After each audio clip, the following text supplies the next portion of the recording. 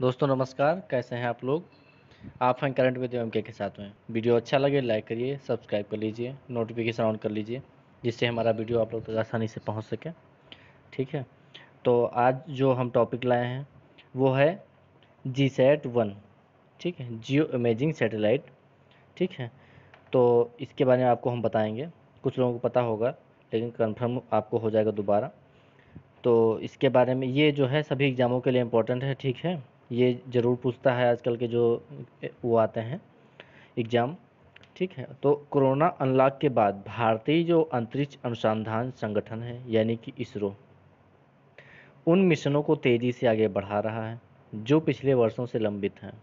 इस क्रम में नवीनतम भू अवलोकन उपग्रह GISAT यानी कि जियो इमेजिंग सैटेलाइट, ओके, सबसे ऊपर है, जिसका प्रक्षेपण 12 अगस्त 2021 को प्रस्तावित था।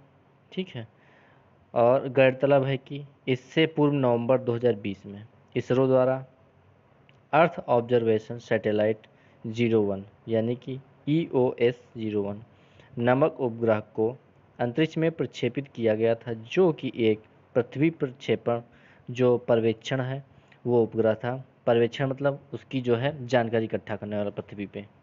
ठीक है, तो इसके उद्देश्यों के बारे में जानते हैं GSAT के।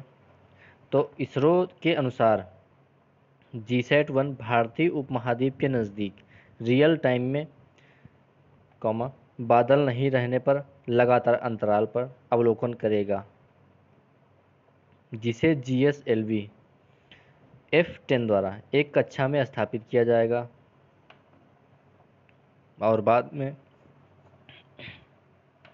पृथ्वी के भूमध्य रेखा से लगभग 36,000 किलोमीटर ऊपर अंतिम भू स्थिर कक्षा में स्थापित कर दिया जाएगा।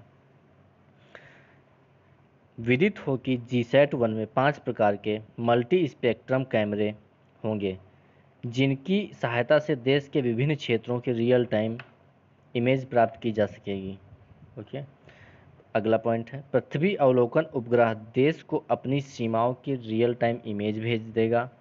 इससे प्राकृतिक आपदाओं या किसी भी अल्पकालिक घटनाओं की त्वरित निगरानी की जा सकेगी।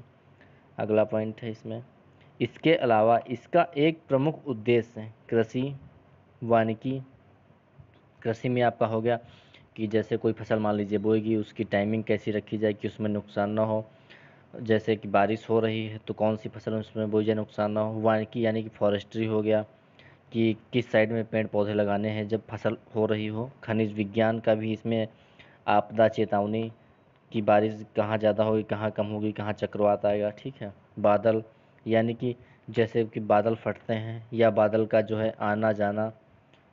ओके, बर्फ़, ग्लेशियर और समुद्र विज्ञान से संबंधित तस्वीरों को उपलब्ध करवाना है।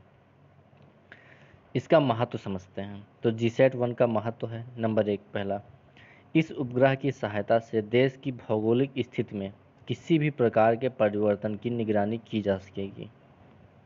किसी भी जो है भौगोलिक स्थिति यानी कि जो है जम्मू कश्मीर से लेकर कन्याकुमारी, अरुणाचल से लेकर गुजरात तक।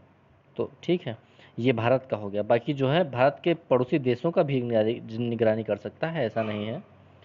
अगला है इसमें, भू प्रक्षेपण उपग्रह का उपयोग मुख्य रूप से भूमि एवं कृषि संबंधी निगरानी के लिए किया जाता है, किंतु सेना के लिए सीमा की निगरानी करने हेतु इसके द्वारा ली गई इमेज का बहुत महत्वपूर्ण योगदान होगा। ज्ञात है कि रिसैट जैसे उपग्रह जो सिंथेटिक अपर्चर रडार से लैस होते हैं, सुरक्षा एजेंसियों को 24 घंटे सभी प्रकार की जानकारी प्रदान करते हैं। आइए जानते हैं अर्थ ऑब्जर्वेशन सैटेलाइट 01। तो इसरो द्वारा नवंबर 2020 में अर्थ ऑब्जर्वेशन सैटेलाइट 01 नामक उपग्रह को अंतरिक्ष में प्रक्षेपित किया गया था, जो कि एक पृथ्वी पर्यवेक्षण उपग्रह है यानी कि पृथ्वी की निगरानी करने वाला। ओके, अगला पॉइंट इसी में IOS-01, तो रडार इमेजिंग सैटेलाइट रिसैट की तरह ही है, जो वर्ष 2019 में लॉन्च किए गए रिसैट 2B और रिसैट 2B-RI के साथ मिलकर कार्य करेगा। अगला पॉइंट है, उल्लेखनीय है कि EOS-01 को विदेशी देशों के 9 उपग्रहों के साथ, यानी कि जो विदेश के उपग्रह हैं, PSLV polar satellite launch vehicle rocket द्वारा लॉन्च किया गया था। अगला पॉइंट है, इस मिशन में 9 विदेशी उपग्रहों में से 4 जो है अमेरिका के और 4 लग्जमबर्ग के हैं, जबकि एक जो है लिथुआनिया का है। ओके। उल्लेखनीय की है कि इसरो ने इस वर्ष जनवरी में संचार उपग्रह GSAT-30 को फ्रेंच गुयाना से प्रक्षेपित किया था, जिसके लिए एक एरियन रॉकेट का उपयोग किया गया था। अब इसके जो कार्य हैं वो देखते हैं। तो पहला कार्य है भूमि व वनों का मानचित्रण तथा उनकी निगरानी करना। ओके। अगला है तो इसमें संसाधनों का मानचित्रण, जैसे कि जल, खनिज, मत्स्य संसाधन। तो इसमें जल का जैसे है कि कहाँ पे जो है इस समय जल का ग्रहण क्षेत्र बढ़ रहा घट रहा है। ठीक है। एक आपने सुना होगा अरल सागर। तो अरल सागर का जितना क्षेत्रफल जो था 1970 के आसपास भी मान लीजिए एक एवरेज टाइम पे, उसका आप समझ सकते हैं 25% बचा है, बाकी 75% ख़त्म हो गया। तो वहाँ पे जहाज़ जो है सूखे में खड़े हैं, जो शिप होते हैं समुद्री। तो उस हिसाब से ये भी निगरानी रखी जाएगी भारतीय महाद्वीप में। ठीक है। अगला है मौसम एवं जलवायु का सूक्ष्मता से अवलोकन। मतलब ये है मौसम कैसा रहेगा, किस टाइम पे चेंजिंग आएगी, कब नहीं आएगी। जलवायु, देखिए मौसम और जलवायु आप दोनों अगर समझ गए तो समझ लीजिए सब समझ गए। मौसम जो होता है वो एक निश्चित समय के लिए होता है, मतलब कि थोड़ी देर के लिए उसमें परिवर्तन होता है, कि जैसे बादल आए चले गए, ये मौसम के अंतर्गत आएगा कि मौसम साफ रहेगा या जो है नहीं रहेगा, क्लाउडी रहेगा। और जलवायु क्या होता है, तो ये जो है लॉन्ग टर्म के लिए होता है। तो जलवायु में क्या होता है 2 4 10 साल 20 साल 50 साल वहाँ की जलवायु बदलती है। जैसे कि जो डायनासोर थे तो वो जलवायु परिवर्तन के कारण ही जो है उनका मृत्यु हुआ, यानी कि वो विलुप्त हो गए पृथ्वी से। ये भी आप याद रख सकते हैं। अगला है इसी में मृदा का आकलन तथा भू स्थानिक मानचित्रण। मृदा का आकलन होगा, ठीक है। भू स्थानिक मानचित्रण यानी कि वहाँ की मिट्टी कैसी है, वहाँ पे फसल कौन सी हो सकती है, ये सब वहाँ पे मैटर करता है। अगला है एथेनॉल पर सरकार की नई नीति। तो ये अगला टॉपिक आपके लिए हम लिए हैं। ओके। तो इसमें बताते हैं वर्तमान में पेट्रोल की बढ़ती कीमतों और प्रदूषण की चिंता के बीच केंद्र सरकार एथेनॉल के प्रयोग को बढ़ाने पर जोर दे रही है।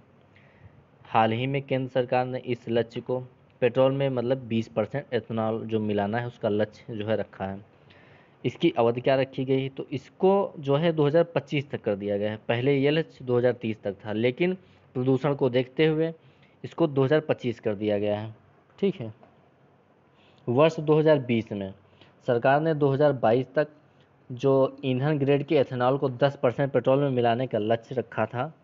वर्ष 2014 तक भारत में औसतन सिर्फ 1 से 1.5% एथेनॉल मिलाया जाता था, लेकिन आज ये बढ़कर 8.30% यानी कि लगभग 8.25% हो गया है। आपको एथेनॉल के बारे में बता देते हैं। तो एथेनॉल एक तरह का अल्कोहल है जिसे पेट्रोल में मिलाकर गाड़ियों में फ्यूल की तरह इस्तेमाल किया जा सकता है। एथेनॉल का उत्पादन यूँ तो मुख्य रूप से गन्ने की फसल से होता है, लेकिन सरकारा वाली जितनी भी फसलें हैं उनसे भी इसको तैयार किया जा सकता है।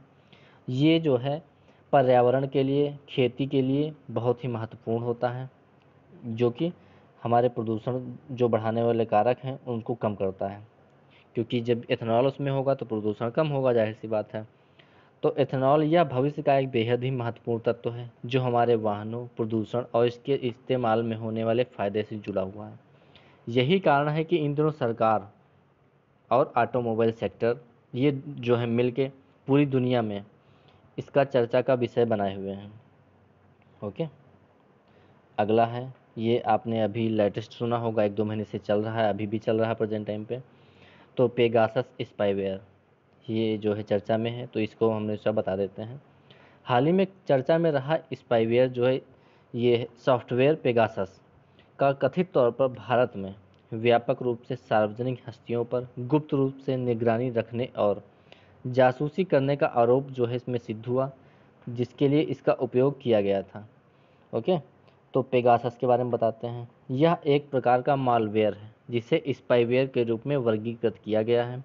उल्लेखनीय है कि उपयोगकर्ताओं के ज्ञान के बिना उपकरणों तक पहुंच प्राप्त करने के लिए डिजाइन किया गया है और व्यक्तिगत जानकारी एकत्र करता है तथा इसे वापस रिले करने के लिए सॉफ्टवेयर का उपयोग किया जाता है। पेगासस को इजरायली फर्म, तो इजरायली एनएसओ ग्रुप जो है उसने विकसित किया है, जिसे वर्ष 2010 में स्थापित किया गया था इस कंपनी को, एनएसओ को। पेगासस स्पाईवेयर एक ऐसा सॉफ्टवेयर प्रोग्राम है जो उपयोगकर्ताओं के मोबाइल कंप्यूटर से गोपनीयता और उनकी व्यक्तिगत जानकारी को चुरा सकता है या उनको नुकसान पहुंचा सकता है। इसी में अगला जो है पॉइंट है, यह किसी ऑपरेटिंग सिस्टम में एक प्रकार की तकनीकी खामियां या बग है। बग आप समझते होंगे, किसी भी सिस्टम में अगर हो जाता है तो सिस्टम जो है ऑपरेट करना बंद कर देता है। तो इस जो इनके संबंध में मोबाइल फ़ोन के निर्माता को जानकारी प्राप्त नहीं हो पाती है, इसलिए उसमें सुधार करने में वो सक्षम नहीं होता है। यानी कि अपने आप उसमें सब कुछ सर्च कर लेगा, शट डाउन कर देगा, ठीक है, ये सब इसलिए करता है और सारी आपकी जानकारी चुरा के जो है ये भेज देगा। ओके, तो वीडियो कैसा लगा बताइएगा, लाइक करिए, सब्सक्राइब कर लीजिए, नोटिफिकेशन ऑन कर लीजिए। आप लोग वीडियो देखा करिए, ऐसा नहीं जानकारी ना मिलेगी, जानकारी आपको मिलेगी। जो वीडियो देखना चाहें देखें, जो ऑडियो फॉर्म में इसको सुनना चाहें मोबाइल जो है जेब में डाल लें, अपना रीड लगा लें, अपना उससे पढ़ाई करते रहें। ठीक है, मिलते हैं नेक्स्ट वीडियो में। धन्यवाद।